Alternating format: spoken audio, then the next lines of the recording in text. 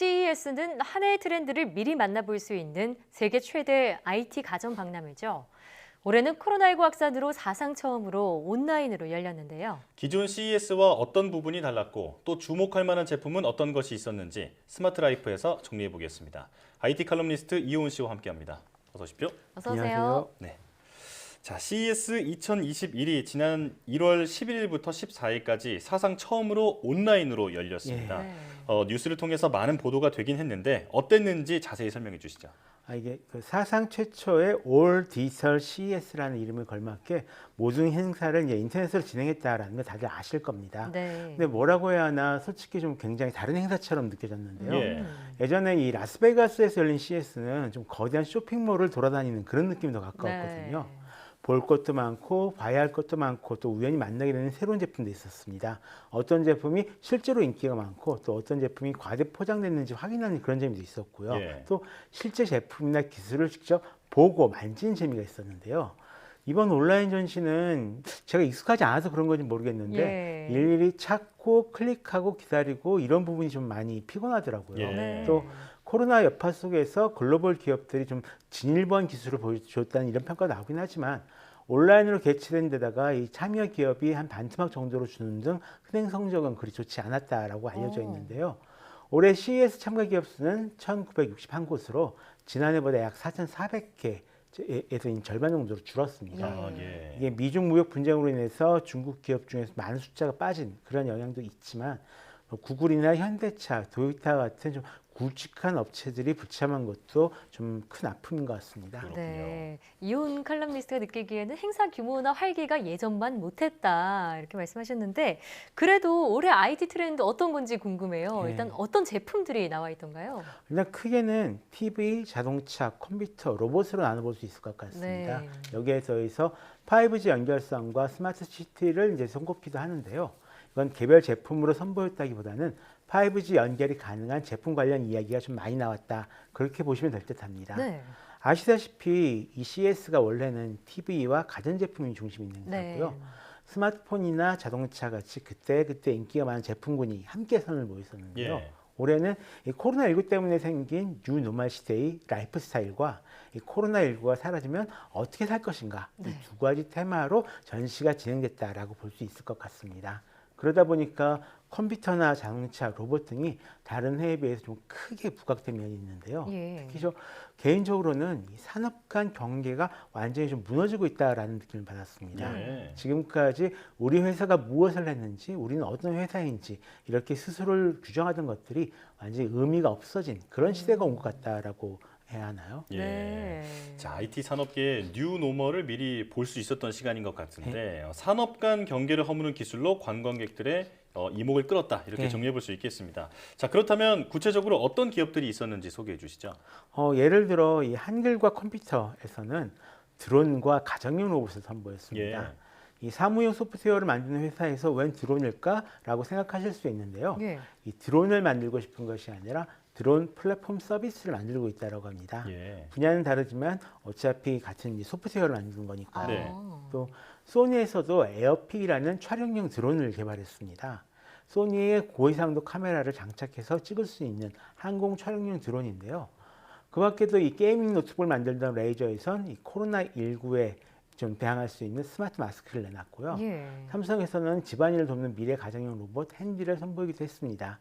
또 이 스스로 물체의 위치나 형태를 인식하고 이를 잡고 옮길 수 있는 팔도 달려 있는 그런 로봇이죠. 또 IBM에서는 이 자율운항 선박 메이플라워에 대한 이야기를 공개를 했는데요. 예. 선언 없이 인공지능을 통해서 스스로 바다를 혼자 운행하는 그런 배입니다. 이 선원이 탑승할 필요가 없어서 좀 거친 바다 위에서 사상자가 발생하는 그런 위험도 없고요. 선박 사이에 일어나는 충돌 사고의 위험성도 줄일 수 있다고 합니다. 네. 차량 지능 및 교통 분야에서요 CES 최고 혁신상을 받기도 했습니다. 그렇군요. 예. 정말 얘기를 듣다 보니까 기업 간의 또 분야 간의 경계가 허물어지고 있다 이런 생각이 드는데요. 올해도 새로운 디스플레이 기술들이 많이 공개가 됐죠. 앞서 이 TV, 가전제품이 주목을 받는 그런 CES라고 하셨잖아요. 올해 전략 신제품인 미니 LED TV 어땠는지 소개해 주시죠.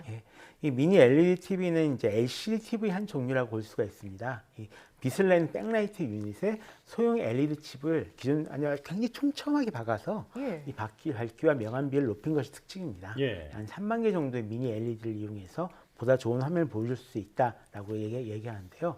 LG에선 QNED라는 이름으로 공개를 했고요. 네. 삼성에선 네오 QLED라고 부릅니다. 예.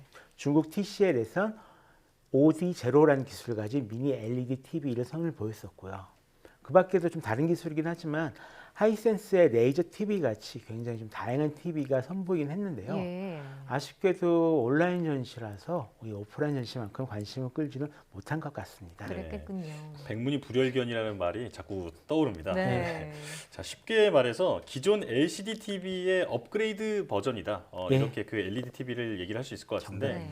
자, 또 지난 몇 년간 CES는 자동차 전시회다라는 말이 나올 정도로 자동차에 대한 관심이 뜨거웠잖아요. 맞아요. 올해는 어땠나요? 올해 좀 따끈따끈합니다. 아, 네. 다만 이 작년과 비교하면 참가업체 자체가 좀 줄어들긴 했는데요. 먼저 GM에서는 전기 트럭 배송 서비스 브라이트 드롭을 선보였습니다. 예. 이 트럭 안에 배송 로봇을 넣어서 긴 거리는 트럭으로 이동을 하고요. 근처에 도착하면 이 배송 로봇이 운반하는 이런 형태인데요. 네. 이런 차량을 만들기 위해 2025년까지 270억 달러를 투자하겠다라고 합니다. 네. 함께 공개된 자율주행차와 에어택시 컨셉 모델도 굉장히 좀 많은 관심을 받았고요. 네. 또 BMW에선 올해 출시 예정인 전기차 iX를 소개하고 여기에 탑재될 차세대 디스플레이와 운영체제 iDrive를 선보였습니다. 네. 차세대 iDrive는 차량에 탑재된 센서로 주변 환경을 인식하고 분석해서 기존보다 더 높은 수준의 자동 주행과 주차 기능을 지원한다라고 합니다. 또 네. 아우디 역시 그란 투리스모 모델인 이트론 GT 컨셉트를 공개를 했는데요. 공유의 부품 업체인 만두에서도 자율장착형 첨단 운전 시스템을 선보였다라고 합니다. 예. 네. 글로벌 자동차 업체들도 본격적으로 신기술을 발표한 것으로 보이는데, 자, 그럼 컴퓨터 업계 상황은 어떤지 한번 넘어가 보겠습니다. 사실 이 컴퓨터를 그동안 CES에서 따로 다룬 적은 별로 많지가 않았는데요. 예. 이 코로나19로 인해서 갑자기 성장 산업으로 변해버렸습니다. 굉장히 많이 팔렸거든요. 네. 그러다 보니까 굉장히 더 다양한 제품도 이번에 선보이는데요. 덕분에 고급 게이밍 컴퓨터나 교육용으로 많이 쓰는 크롬북 신제품이 많이 등장했습니다. 예. 특히 눈에 띄는 건 컴퓨터 부품이었다라고 할 수 있을 것 같은데요. 부품이요? 예. AMD에서는 7나노 공정으로 만든 라이젠 5000 모바일 프로세서를 CES에서 공식 발표했습니다. 예. 이게 뛰어난 성능을 가지고 있으면서도 배터리도 오래 간다고 해서 라이벌인 인텔을 정말로 뛰어넘을 수 있을지 지금 사람들이 궁금해하고 있습니다. 예. 또 인텔에서도 11세대 새로운 CPU를 발표했는데요. 그보다는 이 12세대로 알려진 코드명 엘더레이크 관련 정보가 더 흥미롭게 느껴졌습니다. 네. 이게 올해 하반기에 출시 예정인데 그 스마트폰처럼 고성능 프로세서랑 고효율 코어를 하나의 패키지로 묶어서 만드는 하이브리드 칩셋을 예. 만들겠다고 합니다. 이 새로운 10나노 제조 공정을 통해 만들어진다고 하는 만큼 얼마나 좋은 CPU가 나올지 기대를 하고 있습니다. 네. 여기에 덧붙여서 엔비디아에서도 예. 지포스 RTX 3060 그래픽카드와 노트북용 RTX 30 칩셋을 발표했는데요. 네. 이 칩셋을 기반으로 올해 안에 굉장히 여러 회사에서 e스포츠 게임을 원활히 즐길 수 있는 e스포츠 전용 노트북이 발매될 예정이 있습니다. 그래요? 자, 코로나로 인해서 그동안 주목받지 못했던 그 컴퓨터 제품이 이번 CES에서는 많은 관심을 받았군요. 자, 또 코로나19 영향으로 집에 있는 시간이 길어지면서 스마트 홈 기술의 진화도 이번 그 박람회에서 돋보였다고 들었습니다. 특히 홈 서비스 로봇이 눈길을 끌었다고요? 예, 그렇습니다. 특히 이 삼성전자에서 인공지능을 탑재한 로봇 청소기 제트봇 AI를 비롯해 여러 가지 로봇을 이제 선보였었는데요. 예. 제트봇은 인텔의 AI 솔루션을 탑재를 해서 딥러닝 기반으로 100만 장 이상의 이미지를 사전에 이미 학습했고요. 네. 그래서 주요 장애물과 가전제품, 가구들을 인식해서 청소를 할 수 있다고 합니다. 네. 3D 센서를 탑재해서 기존 2차원 센서는 감지하지 못했던 높이가 낮은 물체나 또는 복잡한 구조물 형상을 인식하고 미리 피할 수도 있고요.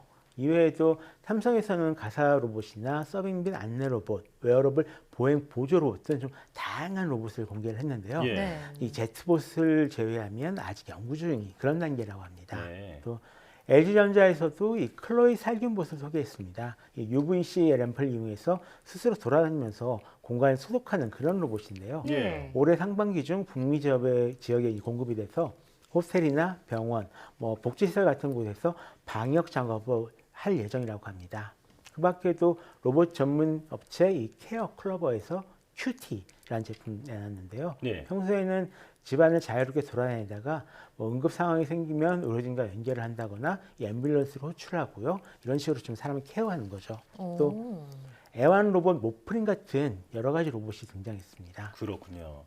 자, 이번 CES는 사상 처음으로 온라인으로 열리면서 그 박람회의 열기는 예전 같지 않았지만 예. 다가올 미래를 미리 엿볼 수 있는 시간이었다는 생각이 듭니다. 네. 지금까지 IT 칼럼니스트 이훈 씨와 함께했습니다. 오늘 말씀 잘 들었습니다. 고맙습니다.